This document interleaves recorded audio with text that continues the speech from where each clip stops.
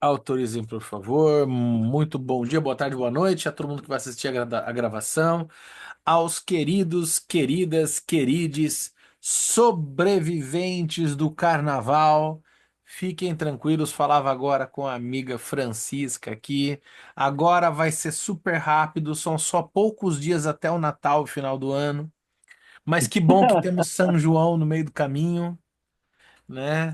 Aí vai É, ser. ainda tem muita coisa boa, Tem viu? muita festa. Eu confesso que eu tô guardando as energias para o São João, que eu não sou tanto de carnaval, mas eu me acabo nas festas juninas. Pois venha para o Nordeste, que aí você acaba de se acabar. Morro de vontade, viu? Nossa, como eu queria conhecer as festas juninas do Nordeste. Pois Eu acho venha que eu para ia. Caruaru, você fica entre Caruaru e Campina Grande, e aí você nunca mais quer voltar. Eu queria emagrecer mais 10 quilos para engordar só nas comidinhas de festa junina. Pois Que, é. eu acho sensacional. Vamos ver. Olha lá o Edival, aqui é um paraíso. Você tá no Nordeste também, Edival? É isso? As festas juninas do Nordeste? Deixa eu ver. Né? É isso aí, é isso aí. Eu já tô. Ia lá, isso. Já tô contando com as festas juninas, pô. Que é o meu momento. Eu adoro Não, festa. terminou o carnaval, a perspectiva agora é festa junina. Eu acho que tem gente que não fala mal do carnaval. Gente, deixa ter feriado, pelo amor de Deus, precisa ter mais. Vamos ter feriado. O- a agenda dos psicanalistas sofre, né? O pós-carnaval é É terrível, verdade. né? Todo mundo reagendando aí fica um encavalamento a quarta, quinta, sexta fica uma loucura, né? Mas é isso aí. Olha lá, gente, dá um help aí pra mim no grupo do WhatsApp. Valéria Beatriz pediu o PDF, se alguém tem. Por favor, dá um salve lá no Zap, compartilha com ela o nosso PDF daqui, tá? Então, nós vamos retomar nossa leitura pós-carnavalesca. No PDF que temos, estamos na página 70, vamos começar a parte 4. Aqui, entendo assim. E para quem está com o livro impresso, e aqui o Totem e Tabu e outros, né, textos, no volume 11, edição Companhia das Letras. Obviamente que você pode acompanhar também pela Standard, mas daí a tradução é um pouco diferente, né? A gente está na página 107 do livro impresso, na parte 4. Aí o texto é idêntico, né? Porque esse PDF aqui vem da Companhia das Letras. Certo? Deixa eu ver. Maravilha. Então, continuemos. Quem lembrar, quem se dispuser, por favor, dá um pulo no Zap lá e compartilha um texto em PDF para Valéria que pediu para poder acompanhar melhor o texto. Então vamos lá. 4. Tendo assim clareado o terreno em que se desenvolveu o tão instrutivo tabu dos mortos, não deixaremos de acrescentar algumas observações que podem ser relevantes para a compreensão do tabu em geral. A projeção da hostilidade inconsciente sobre os demônios no tabu dos mortos é apenas um exemplo. Num bom número de processos a que se deve atribuir enorme influência na configuração da psique primitiva. No caso considerado, a projeção serve para resolver um conflito emocional. Ela tem esse uso em grande número de situações psíquicas que levam à neurose. O Freud ele vai devagarzinho, comendo pelas bordas, não tão pelas bordas assim. Ele vai aproximando essa reflexão antropológica que ele faz sobre totem e tabu. O último que ele tinha falado aqui é o totem da morte, né? E vai se aproximando da estrutura neurótica, mostrando que, de certa feita, a estrutura, eu estou usando aqui emprestando um conceito muito utilizado pelo Lacan, mas a gente pode ampliar para a psicanálise, obviamente, como um todo, né? Chamamos de estrutura neurótica. A estrutura neurótica, especialmente da neurose obsessiva, ela se comporta como um rito antropológico desses que perpassam e que são costurados aqui na obra Totem e Tabu. É como se a gente performasse na nossa história individual os ritos primitivos antropológicos aqui descritos. Certo? Vamos lá. Formação da psique primitiva. No caso considerado, a projeção serve para resolver um conflito emocional. Ela tem seu uso em grande número de situações psíquicas que levam à neurose. Mas a projeção não é criada para a defesa. Também ocorre onde não há conflitos. A projeção de percepções internas para fora é um mecanismo primitivo ao qual estão sujeitas nossas percepções sensoriais, por exemplo, e que normalmente tem um papel principal na configuração do nosso mundo externo, portanto. Em condições que ainda não foram suficientemente verificadas, as percepções internas de processos afetivos e intelectuais também são, como as percepções sensoriais, projetadas para fora, empregadas na configuração do mundo externo, quando deveriam permanecer no mundo interno. Olha aqui que legal, que momento kleiniano aqui na obra do Freud, né? De projeção do seio bom, introjeção do seio bom, projeção. Agora falei introjeção com movimentos diferentes, né? Introjeção do seio bom, por exemplo, e projeção do seio mal, né? Esse tipo de movimento que a Klein, né, trata tão bem como a gente vê ele trabalhar isso aqui. Obviamente que a Klein vai nadar de braçada nisso, né? Isso talvez se relacione no que toca à sua gênese com o fato de que originalmente a função da atenção não era voltada para o mundo interno, mas para os estímulos que afluíam do mundo externo e dos processos endopsíquicos, ela recebia apenas as informações relativas a prazer e desprazer. Apenas com o desenvolvimento de uma linguagem abstrata de pensamento, olha o Lacan aqui, né? Com a entrada do ser na linguagem, aquilo que Lacan reconhece como o nome do pai, que é o que determina o ingresso no mundo da linguagem, né? Apenas com o desenvolvimento de uma linguagem abstrata de pensamento, pela vinculação dos resíduos sensoriais, das representações verbais com os processos internos, é que esses mesmos tornaram-se gradualmente suscetíveis de percepção. Até então, os homens primitivos tinham desenvolvido, mediante a projeção para fora de percepções internas, uma imagem do mundo externo que nós, com intensificada percepção consciente, temos que traduzir de volta em psicologia. A projeção dos próprios impulsos maus nos demônios é apenas parte de um sistema que se tornou a visão de mundo dos primitivos e que no próximo ensaio viremos a conhecer como animismo, né? E é legal o nome animismo, né? Porque o próprio nome já se explica.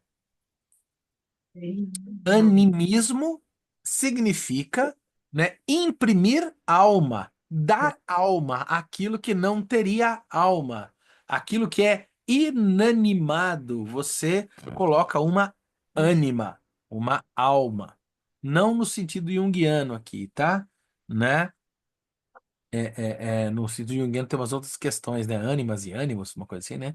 Não, no sentido de alma, né? Então, animismo é você atribuir a elementos externos uma alma, e que, na verdade, se trata de uma projeção. Na religiosidade, a gente tem isso, ele já vai entrar aqui com certeza, né? Religiões animistas, como por exemplo, o candomblé, é uma religião bastante animista, telúrica, em vários aspectos, né? De certa feita, a própria religião grega, as religiosidades gregas passavam pelo animismo também, como também no Japão, a religião shintoísta, né? Que tem uma estrutura de animista também, né? De verem fenômenos da natureza, divindades, e atribuir alma a fenômenos, né, da natureza, a seres da natureza, etc e tal, né? Enfim, lá teremos de verificar as características psicológicas desse sistema. E mais uma vez o faremos a partir da análise dos sistemas que as neuroses nos trazem. Apenas adiantaremos que as assim chamada elaboração secundária do conteúdo onírico é o modelo. Onde é que eu tô? É o modelo para todos eles. Não nos esquecemos também que, a partir do estágio de formação do sistema, há dois tipos de explicação para cada ato julgado pela consciência: o sistemático e o real, mas inconsciente. Wundt observa. Só uma coisa. Alguém está tentando falar alguma coisa? Às vezes, se precisar interrupção, por favor, viu, gente? Pode interromper à vontade, tá? Tá aqui. Hum, Não nos esqueçamos também que a partir do estado de formação, já li. Wundt observa que, entre os efeitos que em toda parte o mito atribui aos demônios, predominam inicialmente os nefastos, de forma que nas crenças dos povos os demônios maus são claramente mais antigos que os bons. Só fazer uma observação aqui, quando fala, mas como assim demônio mau, demônio bom? Tem demônio que é bom? A rigor, sim, lembrando que a palavra demônio deriva da palavra daimon, né? E daimon é no sentido, vamos dizer assim, neutro, de entidade que possui aquilo, justamente no sentido da ânima, de dar uma alma. Esse é um daimon, né? No sentido grego da palavra. Você pode ter um daimon incômodo, um demônio incômodo, você pode ter um demônio bom, né? Nesse sentido, os anjos e demônios são sinônimos, né? Certo? Só para a gente clarificar, a gente limpar as arestas um pouco desse conceito, né? Certo? É bem possível que você tenha chegado ao conceito de demônio a partir da tão significativa relação com os mortos. Então, a ambivalência inerente a essa relação veio expressar-se, no curso da evolução humana, no fato de duas formações psíquicas inteiramente opostas surgirem da mesma raiz. De um lado, o temor de demônios e fantasmas, de outro, a adoração de ancestrais. O fato de os demônios sempre serem vistos como os espíritos de gente há pouco falecida atesta, mais que qualquer outra coisa, a influência do luto na origem da crença em demônios. Cabe ao luto uma tarefa psíquica bastante específica. Ele deve desprender dos mortos as recordações e expectativas dos que lhes sobrevivem. Uma vez realizado esse trabalho, a dor se atenua. Com ela, o arrependimento e a recriminação, e, portanto, também o medo dos demônios. Hashtag fica a dica para mais ver Totem e Tabu. Né? Totem e Tabu. Para, o a gente tá lendo Totem e Tabu. Para mais ver luto e melancolia. Né? Esse processo aí do luto e tal, sempre dá um diálogo interessante aqui. Deixa eu ver, meu volume aqui tá certo. Deixa eu ver. Tá. Uma vez realizado esse trabalho, a dor se atenua. Com ela, o arrependimento e a recriminação e, portanto, também o medo dos demônios. Os mesmos espíritos que inicialmente eram temidos como demônios passam a ter o destino mais amigável de serem venerados como ancestrais e solicitados a prestar ajuda. Aquele filme Os Fantasmas se Divertem, né? Beetlejuice tem um mecanismo redentor, né, da transformação dos monstros assombrados em monstros redentores, em fantasmas amigos e tal, do Tim Burton, né? Eu não vi a releitura recente do filme, mas pensando no primeiro Beetlejuice, dá pra gente pensar nisso também. Se acompanharmos a atitude dos vivos para com os mortos através dos tempos, é inegável que a ambivalência diminui bastante.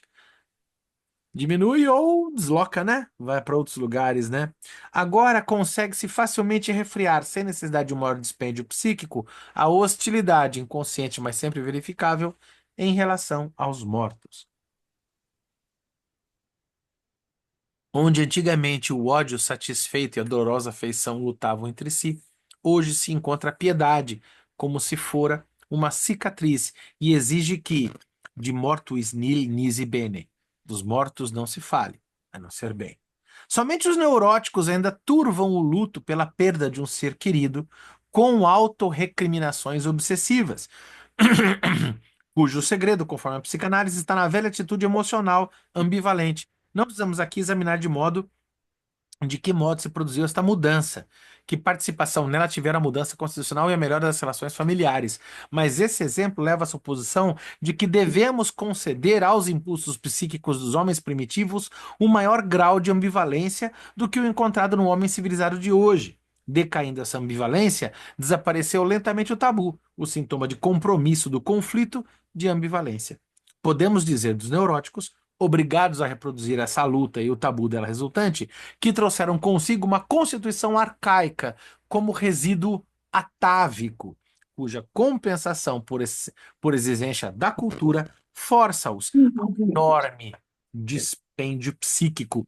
A neurose, ela gera um dispêndio psíquico. Ela é onerosa, né? A onerose, né? A neurose, ela é um fardo a ser carregado e ela gera, né, nesses mecanismos mais da neurose obsessiva, esses conjuntos intermináveis de ritos de purificação, que de certa feita é a religião particular, que é a neurose do obsessivo, gera esse dispêndio, esse ônus, de modo que na prática, o neurótico obsessivo ele tem o seu dia reduzido, a sua habilidade de trabalho reduzida, porque ele está gastando muito tempo com os seus rituais. E a gente sempre pensa em rituais daqueles muito marcados do transtorno obsessivo compulsivo, né?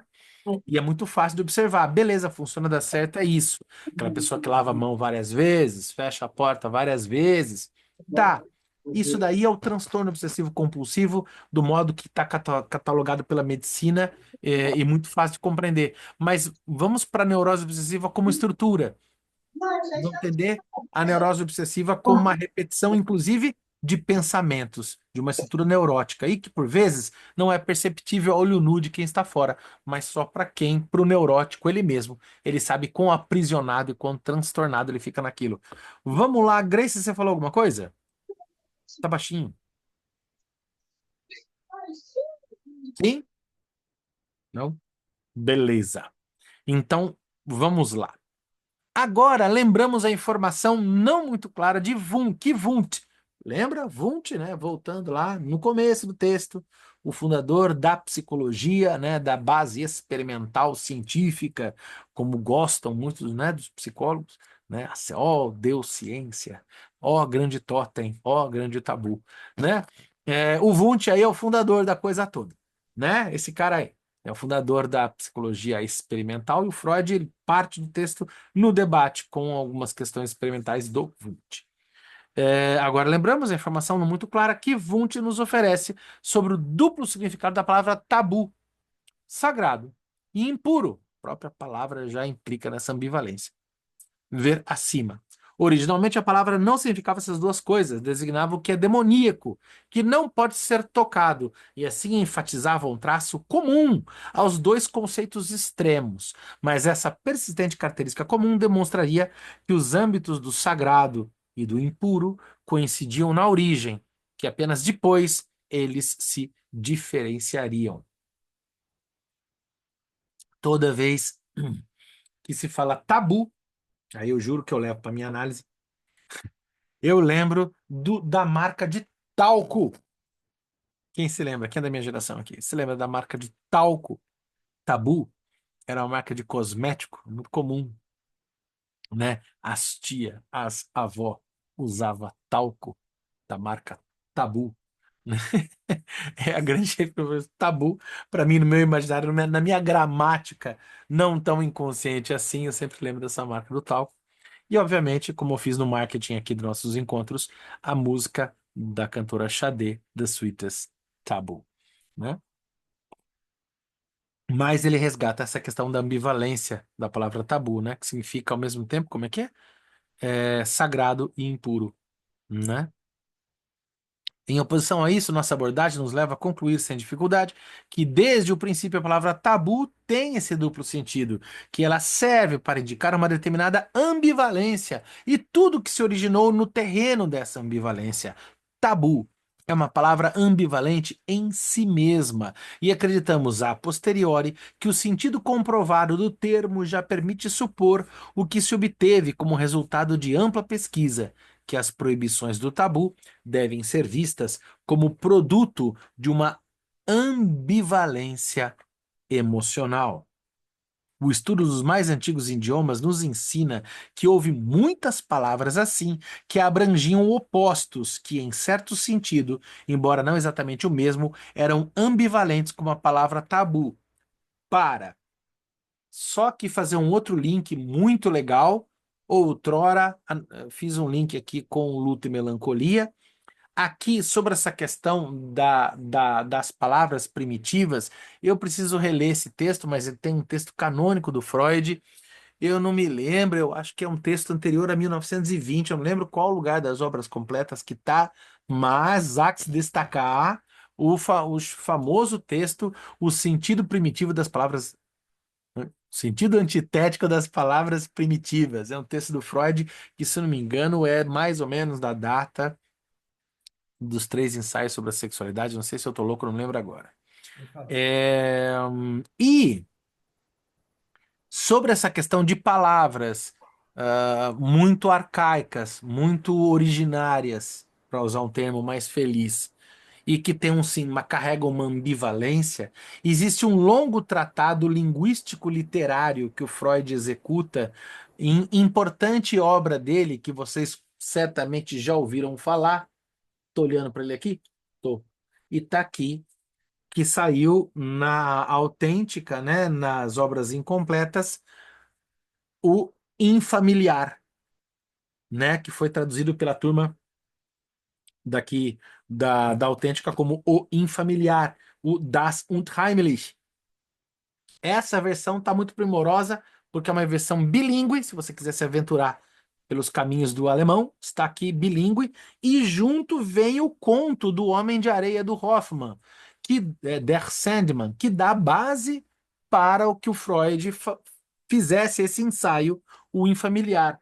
O Freud mostra como a palavra familiar, na verdade, a palavra unheimlich, em alemão, dentro de si, carrega a palavra heimlich, que é o seu oposto, que é o familiar. E ele vai fazer, o Freud ele é precioso em termos literários, né? E em termos linguísticos. Ele vai fazer um estudo de várias palavras, vai lá para o Egito, ver palavras de radicais comuns, que significam ao mesmo tempo uma coisa e o seu oposto, né? Variando as declinações e tal. É engraçado que o Freud tem toda aquela conversinha dele, né? Aquele anzol com o qual ele pesca os mais desatentos, né? Ah, eu não sei nada de linguística, não sei nada de literatura. Aí ele vem com um tratado linguístico enorme e logo em seguida fazendo análise de um conto do Hoffmann, o escritor romântico, né?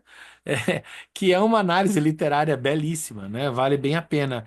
E então, para a gente entrar nessa relação de palavras ambivalentes, que ancestralmente têm um significado positivo e negativo, o seu significado e o oposto simultaneamente, digamos que esse encontro de ambivalências materializado na carne do significante, para brincar aqui com Lacan, isso que ele está falando aqui é muito bem desenvolvido no infamiliar, além do sentido do antitético das palavras primitivas, e vale bem a pena quem tiver tempo, vontade e desejo, tiver o fim de semana curtindo a ressaca do carnaval, vale dar uma olhada nesses textos, fica a dica.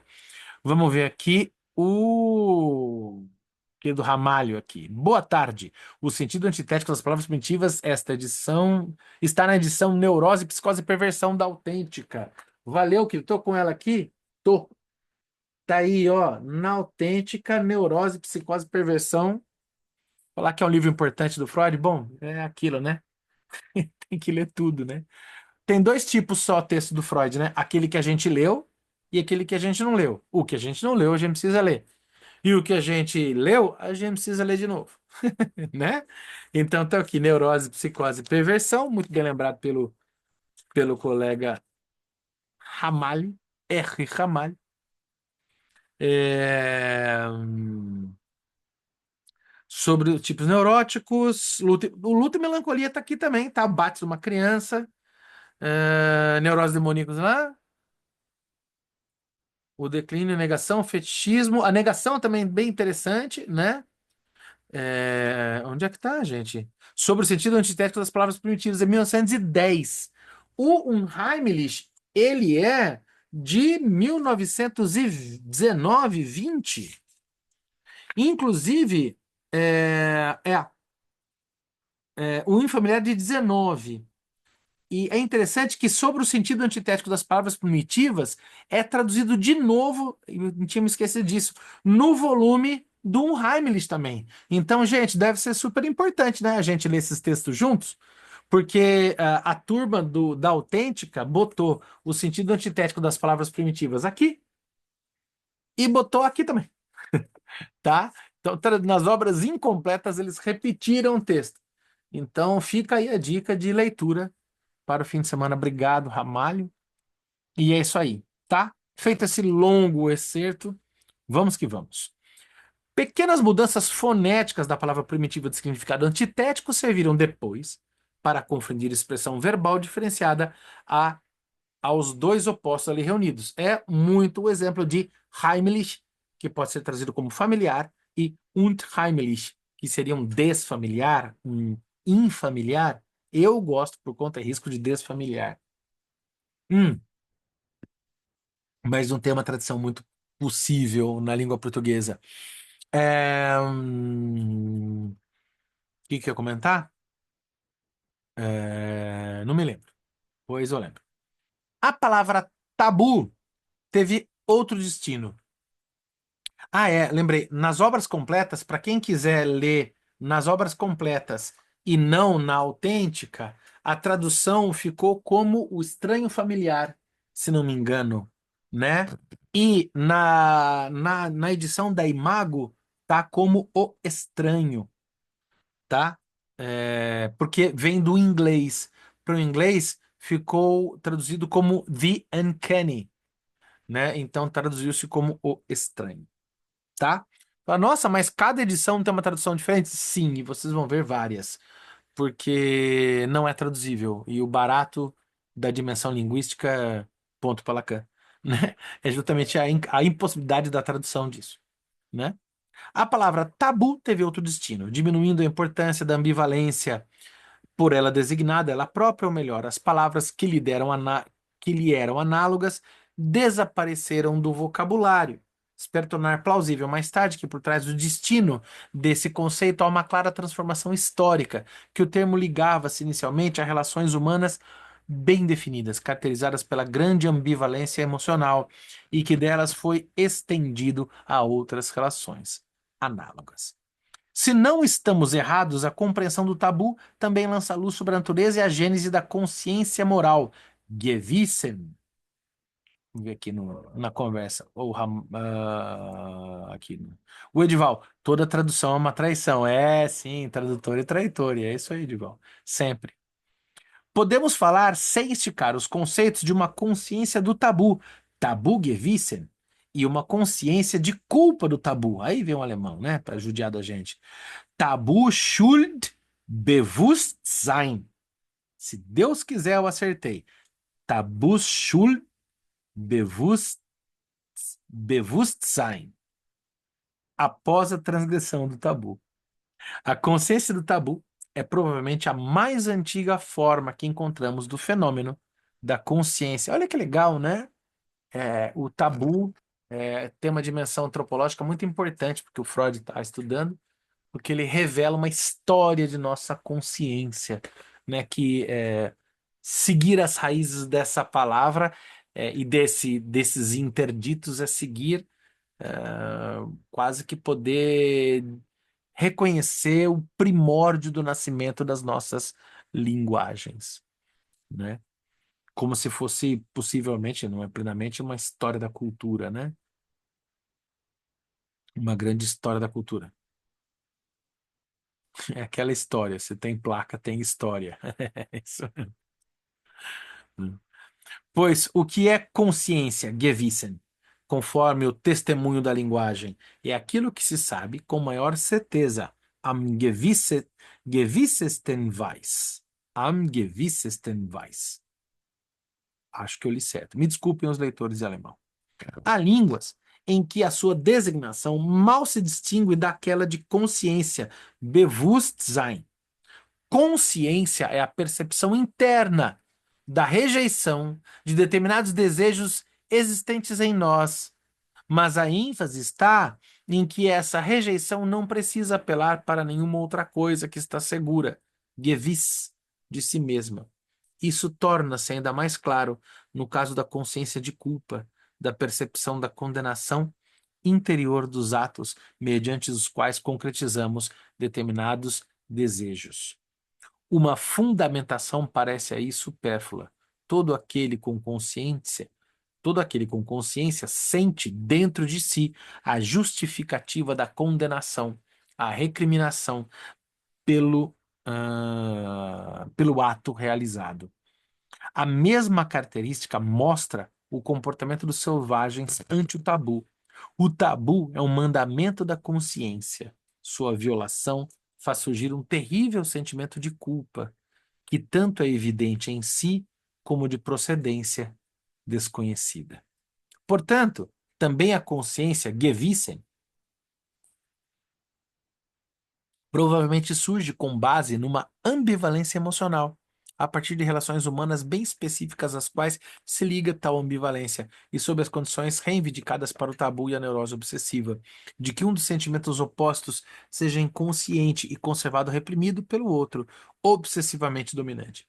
Essa conclusão harmoniza-se com várias coisas que aprendemos na análise das neuroses. Primeiro, o fato de, no caráter dos neuróticos obsessivos, haver um traço de penosa conscienciosidade como sintoma reativo à tentação que espreita no inconsciente e de o mais alto grau de consciência da culpa ser por eles desenvolvido quando há intensificação da doença. É possível arriscar a afirmação de que, se não podemos atinar com a origem da consciência de culpa, nos enfermos obsessivos, não temos perspectiva nenhuma de conhecê-la.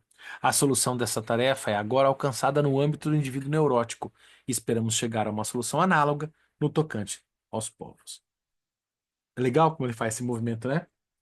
Da neurose, né? Do mecanismo neurótico ao mecanismo antropológico, né?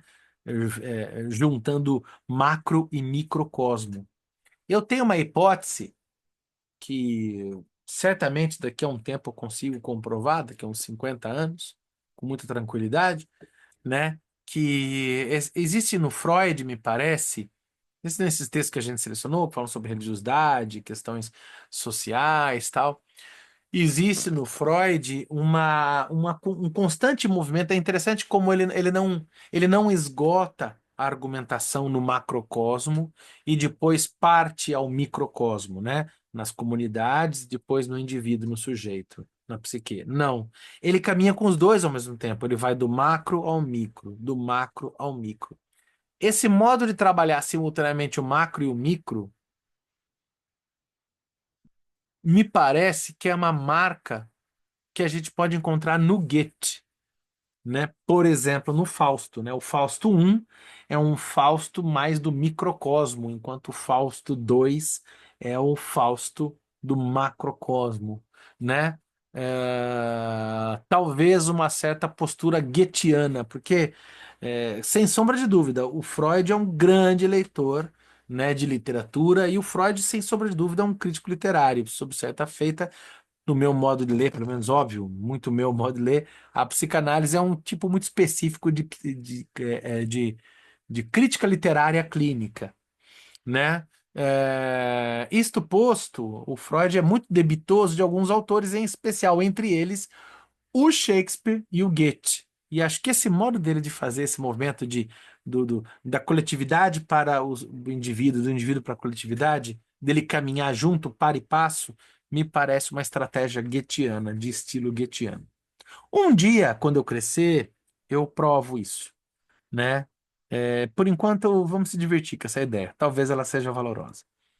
Em segundo lugar, chama-nos a atenção que a consciência de culpa, nossa senhora, Schuldbewusstsein, Bewusstsein, tenha muito a natureza da angústia.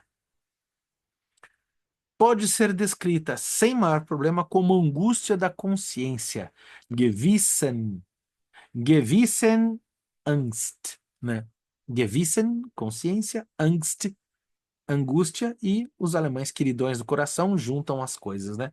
Gewissenangst, Gewissens Angst. Mas a angústia remete a fontes inconscientes. A psicologia da neurose nos ensinou que, quando desejos são reprimidos, sua libido é transformada em angústia. E lembremos que na consciência de culpa também há algo desconhecido e inconsciente, isto é, os motivos da rejeição. O caráter de angústia da consciência de culpa corresponde a esse desconhecido. Se o tabu manifesta-se predominantemente em proibições, é admissível a reflexão segundo a qual ele seria evidente por si mesmo e não necessitaria de amplas provas tomadas da analogia com a neurose, que ele teria em seu fundo uma positiva corrente de desejo. Afinal, não é necessário proibir o que ninguém deseja fazer, e, de todo modo, o que se proíbe enfaticamente deve ser objeto de um forte desejo. Se aplicarmos essa tese razoável aos nossos primitivos, deveremos concluir que entre suas maiores tentações estão matar seus reis e sacerdotes, cometer incesto, maltratar os mortos, etc.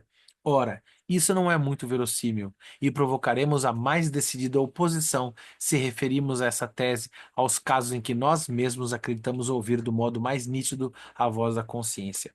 Afirmaríamos então, com inabalável certeza, que não sentimos a menor tentação de violar um desses mandamentos. Aquele que diz não matarás, por exemplo, e que a ideia de sua violação nos traz apenas horror. Sim. O fato de haver uma lei para dizer não matarás é porque as pessoas estão querendo matar, senão não haveria lei, né? A prova do desejo de matar é que precisa ter uma lei que diga, não, viu, não mata, tá? Né? É preciso que alguém, dito Deus, um Pai celestial, sem nenhum exagero, né? No geral, é assim que se refere a Deus, né? É, tenha que vir as pessoas com mandamentos para dizer: não matarás. Como o pai que chega para as crianças e fala: você se comporta, viu? Senão não vai ter janta, né? Certo? Se atribuímos a essa declaração de nossa consciência a importância que ela pretende ter, torna-se supérflua, por um lado, a proibição, tanto o tabu como nossa proibição moral, e, por outro lado, o fato mesmo da consciência fica inexplicado e nos escapam as relações entre consciência, tabu e neurose, ou seja, volta-se ao estado do conhecimento que existe, enquanto não abordamos o problema do ponto de vista da psicanálise. Porém, se levarmos em conta o fato descoberto pela psicanálise nos sonhos de indivíduos sãos, de que a tentação de matar os outros é, também em nós, mais forte, mais frequente do que imaginamos, e de que produz efeitos psíquicos, mesmo quando não se manifesta para a consciência, e se, além disso, reconhecemos nas prescrições obsessivas de determinados neuróticos as medidas de segurança e autopunições relativas ao intensificado impulso de matar, então voltaremos com outra apreciação à tese exposta acima, de que onde existe uma proibição deve esconder-se o desejo. Suporemos que tal desejo de matar se acha realmente no inconsciente e que o tabu, como a proibição moral, está longe de ser psicologicamente supérfluo, sendo explicado e justificado pela atitude ambivalente ante o impulso homicida. Uma característica dessa relação ambivalente que destaquei várias vezes como fundamental o fato de a corrente positiva de desejo ser inconsciente nos abre o caminho para outros vínculos e possibilidades de explicação. Os processos psíquicos do inconsciente não são nada idênticos àqueles que nos são conhecidos de nossa vida psíquica consciente. Eles gozam de algumas liberdades dignas de nota, que foram subtraídas àqueles. Um impulso inconsciente não precisa ter surgido ali onde o vemos aparecer. Pode vir de outro lugar, ter se ligado originalmente a outras pessoas e relações, e através do mecanismo do deslocamento, ter chegado ali onde nos chama a atenção. Graças à natureza indestrutível e incorrigível dos processos inconscientes de épocas remotas, aos quais era apropriado, também pode ter sobrevivido em épocas e circunstâncias posteriores, em que suas manifestações devem parecer estranhas. Essas são apenas sugestões, mas cuidadosamente desenvolvidas, elas mostrariam como podem ser importantes para o entendimento da evolução da cultura, né? Ou seja, além da dimensão do recalcamento, tem a dimensão do deslocamento. Olha, essa questão que você está vendo aqui, né, usemos a palavra que até não é muito recorrente aqui na tradução das obras completas da Companhia das Letras, mas que a turma da Autêntica traz melhor, né? A pulsão. A pulsão ela anda. Então, essa pulsão recalcada, né, ela vai se deslocar para outro lugar. Então, isso que você está vendo aqui não vem daqui, vem de outro lugar, né? Porque um dia foi recalcado, e daí, por exemplo, as lembranças encobridoras, etc. e tal, né? Por isso que é, eu queria lembrar aqui, talvez o inconsciente funcione dessa forma. Deixa eu trazer para vocês, eu tive um insight aqui, vale bem a pena a gente pensar da seguinte maneira. Quer ver? Deixa eu procurar a seguinte. Talvez o inconsciente funcione da seguinte maneira, sobre essa questão, né, do deslocamento, como ele diz, né? Só para fazer uma alegoria aqui, né? Onde queres revólver, sou coqueiro, e onde queres dinheiro, sou paixão. Onde queres descanso, sou desejo, onde sou só desejo, queres não.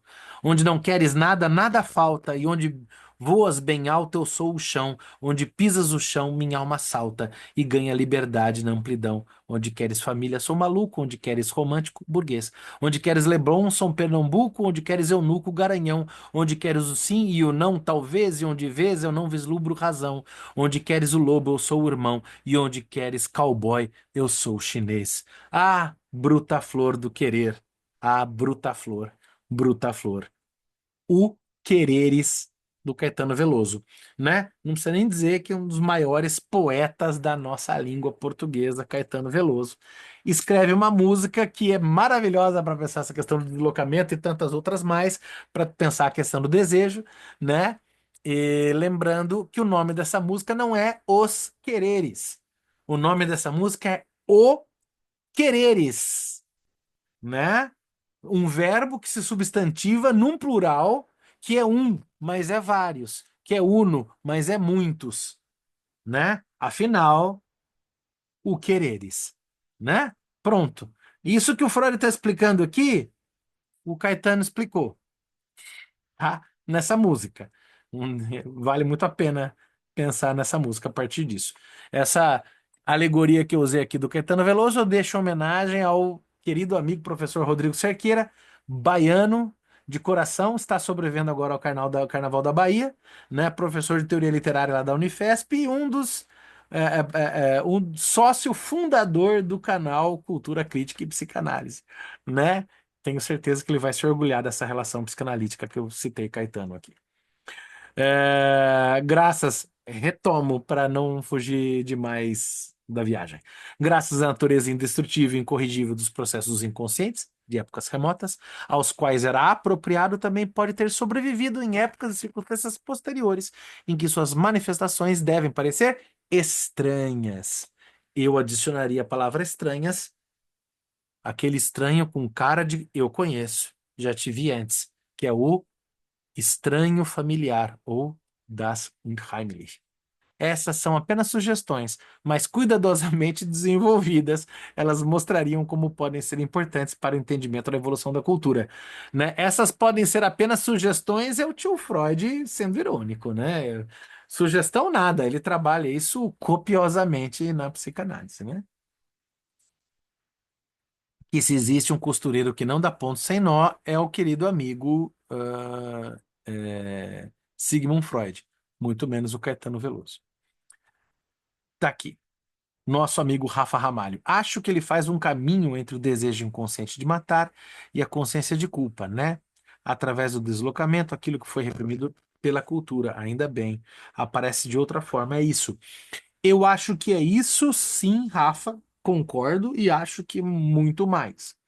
No sentido não só o desejo de matar, o desejo do incesto e todas essas coisas sujas e horrorosas, né? Que podem ser expressas talvez naquela máxima frase de síntese da ambivalência, que é o famoso credo, que delícia, né? Certo? Mas entendo que sim, ou seja, você tem um mecanismo mesmo de recalque, né, que precisa ter, né? Às vezes, não raras vezes a pessoa, né, teve casos de pacientes mesmo, né, já, de falar assim, eu acho que eu sou neurótico, né? E eu imediatamente penso, que bom, né? Que bom que é neurótico, né? Porque antes um neurótico e logo um civilizado do que um perverso, né? Que goza com o sofrimento do outro, né? Se a neurose é o negativo da perversão, né? Onde o neurótico emula e recalca, né? Simula e se protege e se purifica em ritos para que não o execute, o perverso vai lá e mata e goza da morte do outro, né? Certo? Então, já falamos aqui, destaco mais uma vez o sociólogo Norbert Elias com a obra O Processo Civilizador, que se vale de Freud justamente para pensar como que na passagem da Idade Média para o mundo moderno você tem um processo de recalque psicológico, psicanalítico instituído pelas instituições do Estado para que o Estado consiga ter o monopólio da violência e organizar-se enquanto tal, enquanto Estado, né? Esse processo não pode ser só um processo jurídico, esse processo precisa ser um processo que domestique os corações. E daí a ascensão do Estado moderno, segundo Norbert Elias, pressupõe a instituição formal como civilização do recalque, né? Ou seja, civilização é neurose, né? Somos neuróticos. Que bom. Aí a gente faz análise para aprender a lidar com isso, né? Mas que bom, né? Antes de concluir essa discussão, não podemos deixar de fazer uma observação introdutória a pesquisas vindouras. Embora insistindo na identidade essencial da proibição do tabu como proibição moral, não contestamos que tem de haver uma diferença psicológica entre as duas. Apenas uma mudança nas condições da ambivalência básica pode ser a causa de a proibição não mais aparecer em forma de tabu. Até agora nos deixamos guiar na consideração psicanalítica dos fenômenos do tabu, pelas concordâncias demonstradas com a neurose obsessiva. Mas o tabu não é uma neurose, e sim uma instituição social. É legal, né? Mas que aqui ele tá matizando que, olha, o nosso mecanismo de funcionamento neurótico, ele se organiza no indivíduo como uma espécie de microcosmo que representa um macrocosmo de sociedades ancestrais. Contudo, vale lembrar que o que é neurose para o indivíduo, para o eu, não é para a sociedade. É uma instituição social. Precisa ver o não matarás é uma instituição social importantíssima, senão todo mundo vai ficar matando todo mundo. Eu sei que foi difícil botar na cabeça de muita gente nesse país há poucos anos atrás que não é para todo mundo andar armado. Por quê? Porque não é para matar. Curiosamente, justo vocês que mais dizem que são cristãos ficam aí querendo um Jesus armado, né? Pois é, gente, não é para ficar andando armado. Não é para ficar apontando arma na cara do amiguinho. Por quê? Porque a gente é civilização. Ah, mas eu tenho vontade de matar. Todo mundo tem, meu querido. Entretanto, a gente não mata. Entenda? A gente recalca. Sim, recalque, meu querido. E leve para sua terapia, né? Ora bolas. Por quê? Porque somos civilização, porque nós não matamos. Entende? É sobre isso. Difícil de entender, né? Mas note, isso não é um recalque, né? Ah, mas então a lei está me recalcando. Não, a lei não está te recalcando, não. Existe uma dimensão individual do sujeito, uma coisa. Isso é na análise, mas existe dimensão social, da lei, da instituição do não matarás, né? Importantíssimo. Tem gente que esquece. Óbvio que só esquece a favor do seu interesse, né? Mas era bom não esquecer. o Rafa aqui. É, No texto Futuro de uma Ilusão, Freud fala bastante sobre isso. Sim, total, total. Aliás, Futuro de uma Ilusão é o nosso próximo aqui, um dos próximos possíveis aqui, né? É que a gente vai longe no Totem Tabu, mas, né? Ou sublima, sim, total, sublimação. Inclusive, fica a recomendação aqui. Eu estava recentemente fazendo um trabalho desse livro, vale muito a pena. Quem fala muito bem de sublimação, né? A psicanálise toda fala sobre sublimação, está aqui. A Maria Rita Kell, sobre ética e psicanálise. Tá? Ela fala muito a questão da sublimação e lá tem no final uma parte que fala muito sobre o humor, tá? Na psicanálise, como o humor como uma forma sofisticada de você sublimar, né? Será que é possível haver humor no processo psicanalítico? Eu acho que é. Especialmente em relação à neurose obsessiva, porque o neurótico obsessivo ele é um péssimo comediante, né? O neurótico obsessivo tem uma dificuldade de rir de si mesmo. Você conseguir colocar a ironia como um mecanismo terapêutico, lembrando que ironia não é cinismo, né? O cinismo é uma atitude dos perversos. A ironia é uma possibilidade dos poetas, né? No meu modo de ver. Quem disse isso? Eu entendo dessa maneira. E daí você vai falar assim: ah, Fábio, você tá muito louco. Que coisa é essa de rir? Imagina. Não tô louco, não. Tá aqui, olha lá. Daniel Kuperman. Ousar Rir. É? Também é um dos livros aqui que eu circulo aqui, né? Na pilha de gente aqui. Humor, criação e psicanálise, né? Vale bastante a pena pensar nessas questões do riso como sublimação, ironia como possibilidade criativa, sempre lembrando que tem um clássico também, né? Que é o nosso amigo, querido amigo Winnicott, né? Quando você tem a questão de o brincar é realidade, óbvio que ele não está colocando o brincar como uma ironia, mas de certa feita a gente pode dar uma estendida se a gente entender como a ironia e o riso como uma sublimação e como um processo criativo, então a gente pode pensar na dimensão do brincar, de uma realidade brincante, no sentido da criatividade, né? Da dimensão criativa. O próprio Winnicott, por exemplo, que não trabalha com o conceito de pulsão de morte, justamente porque vê pulsão de vida, né?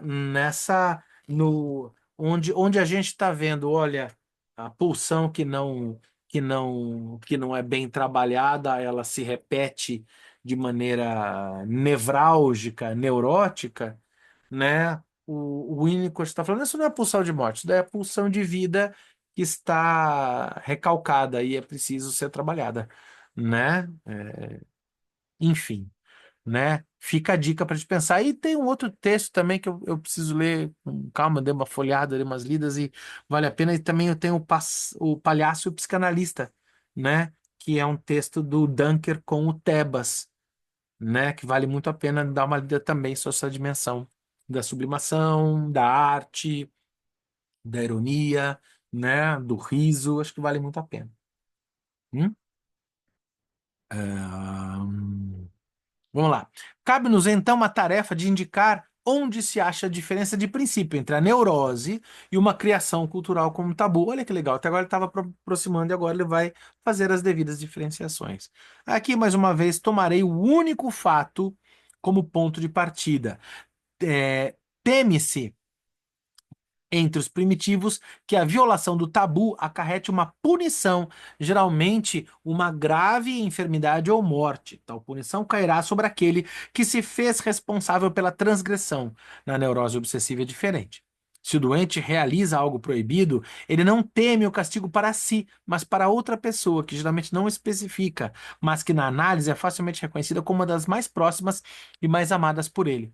Nisso, o neurótico se conduz de modo altruísta, portanto, e o primitivo de modo egoísta. Apenas quando a violação do tabu não é automaticamente vingada, nasce nos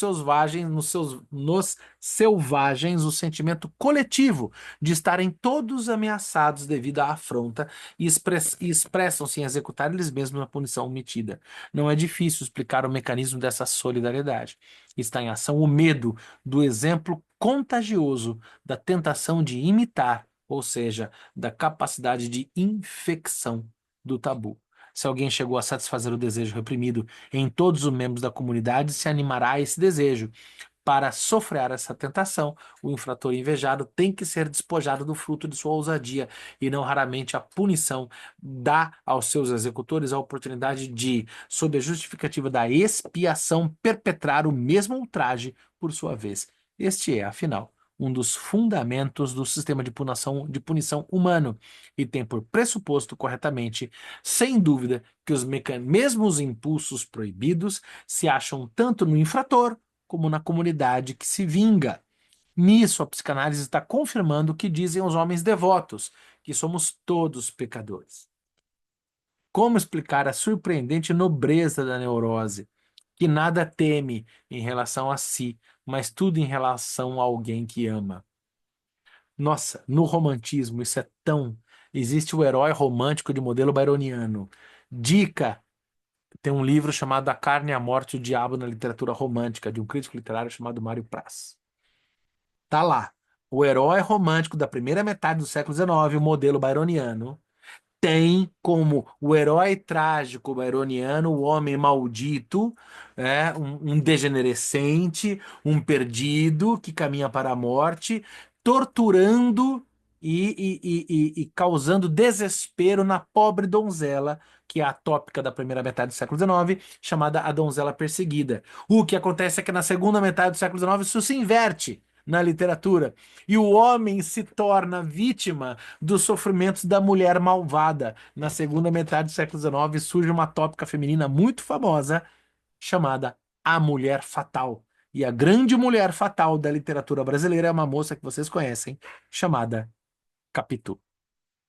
Nada mais neurótico obsessivo do que Bento Santiago Bentinho, né?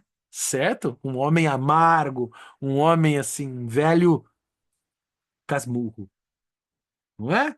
Olha que legal, né?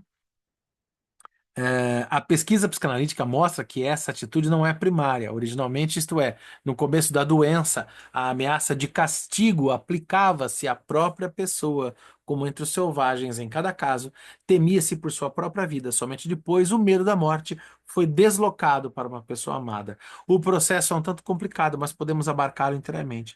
Na raiz da proibição há normalmente o impulso mau, um desejo de morte em relação à pessoa amada. Este é reprimido mediante uma proibição, e esta é ligada a uma determinada ação que, digamos, representa ação hostil contra a pessoa amada mediante deslocamento. A execução desse ato é ameaçada com a pena de morte, mas o processo vai adiante. O desejo original de que a pessoa amada morra é substituído pelo medo. O desejo original de que a pessoa amada morra é substituído pelo medo de que morra. Quando a neurose se revela tão afetuosamente altruísta, portanto, ela está compensando a atitude oposta de brutal egoísmo que lhe é subjacente, né? Se chamamos de sociais os sentimentos que são determinados pela consideração pelo outro e que não o veem como objeto sexual, podemos destacar o recuo desses fatores sociais como um traço fundamental da neurose, depois encoberto pela supercompensação. Não vamos agora nos deter na gênese desses impulsos sociais e em seu vínculo com outros instintos fundamentais do homem, e sim evidenciar, por meio de outro exemplo, a segunda característica principal da neurose. Em suas manifestações, o tabu apresenta enorme semelhança com o medo de contato dos neuróticos, o délire de toucher, o delírio do toque, né, da contaminação, do contágio. Lembrei do Homem dos Ratos, ó, o Rafa aqui. Lembrei do Homem dos Ratos e o medo da morte do pai. Sim, totalmente, né? Ele precisa voltar lá, deslocar uma pedrinha do caminho, senão o pai morre. Senão o pai morre. Olha, mas o pai já estava morto. E o mais legal, né? Legal, transtorno desesperador do Homem dos Ratos, né? Do Freud, né? Ele temia pela morte do pai. Observação, o pai já era morto. Olha que loucura. Olha que loucura, né? Ele temia a morte do pai, mas o pai era morto, né? E ele tinha que executar os seus rituais, né? Justamente por isso. Ora, essa neurose, ele tá falando do toque aqui, né? Nessa neurose, a proibição é normalmente de contato sexual, e a psicanálise mostrou, de modo geral, que as forças instintuais que são desviadas e deslocadas na neurose têm origem sexual. No tabu, o contato proibido tem claramente não apenas sentido sexual, mas, sobretudo, o significado mais geral de ataque, de apoderamento, de afirmação da própria pessoa. Se é proibido tocar no chefe ou em algo que com ele esteve em contato, deve-se impor com isso uma inibição ao mesmo impulso que outras vezes se exprime na desconfiada vigilância do chefe e mesmo nos maus tratos físicos dele vir acima. Assim, a preponderância dos elementos instintuais sexuais é o fator característico da neurose. Para quem trabalha, gosta de trabalhar com as traduções da autêntica, a gente pode sempre pensar, eu acho que aqui os instintuais a gente pode colocar como pulsionais. Né? É uma substituição boa, imagino eu. Eu não sei se aqui está sendo a palavra trieb, né, que pode ser traduzida como uma pulsão, ou se é a palavra instinct, né, que no alemão é instinto. Eu acho que aqui é mais para o trieb, né, que é, no melhor tradução seria pulsão. Mas os próprios instintos sociais surgiram como unidades particulares da união de componentes egoístas e eróticos. Esse exemplo de comparação entre o tabu e a neurose obsessiva permite imaginar qual a relação das diversas formas de neurose com as formações culturais e com o estudo da psicologia das neuroses é relevante para compreendermos a evolução cultural. Caríssimas, caríssimos, estamos na página 79. Nós começamos hoje na página, qual que foi? 70. É isso mesmo? A gente começou? Né? A gente começou no 407 na página 70 e paramos por aqui hoje, é isso mesmo? Pode ser? É isso sim, para a gente acabar de melhorar a ressaca do carnaval. É. Conta para mim, alguém estava acompanhando o livro físico? Sabe que página paramos? Ou não? Né? Eu sei que, bom, vou anotar aqui no PDF. A gente parou na página 79. No Hum. livro, eu não sei, mas eu sei que a gente continua em As Neuroses Mostram, né? E daí eu procuro no livro físico depois onde é que a gente foi. Hoje a gente andou 9 páginas. Deixa eu ver se eu acho que é a Delia de Touché. Achei. As neuroses mostram. A gente foi até a 119. Lemos bem da cena no livro físico aqui é bastante, né? Rende mais no livro físico, né? As páginas. Então a gente foi até página no livro físico. Então, no PDF 79, no livro físico, página 119. Continuamos na próxima sexta-feira, bem mais saradinhos do Ziriguidum de nosso carnaval, né? Deixo aqui para o compartilhamento e quem quiser dar tchau, pode dar tchauzinho, que eu vou desligar a gravação. Muito obrigado a todos pela presença.